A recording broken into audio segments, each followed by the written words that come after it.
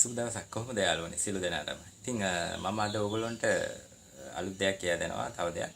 මේ Roland SPD S ඔක්ටපැඩ් එක. මේකේ ප්‍රශ්නයක් එනවා sound output එකෙන් එනවා noise සද්දයක්. ඉතින් මේ noise සද්ද නැති කරගන්න කරන repair එක තමයි මේක. මේක කරන්න තියෙන්නේ මෙන්න මේ location එකේ එනවා capacitors 10ක්. මේක ඇත්තටම regulator එකක්. මේකේ minus plus හදාගන්න regulator එකක්. මේ capacitor leak වෙච්ච උනහම තමයි මේ ප්‍රශ්නේ එන්නේ. ඉතින් අපි කරන්න ඕනේ අතර මේකට අලුතෙන් කැපැසිටර්ස් ටිකක් දාන්න ඕනේ. දාන එකත් හොඳ කැපැසිටර්ස් වෙන්න ඕනේ. මේ කොළ පාටින් තියෙන්නේ මේකට ආපු ඔරිජිනල් කැපැසිටර්ස්. මම ඒ ටික ගැලෙව්වා.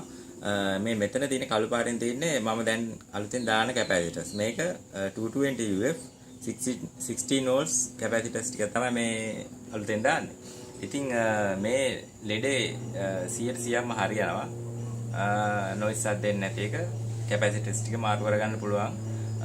ඒක කරගත්තු ගමන් මේ ලෙඩේ 100%ක්ම සාර්ථකයි. ඉතින් සියලු දෙනාටම සුබ දවසක්.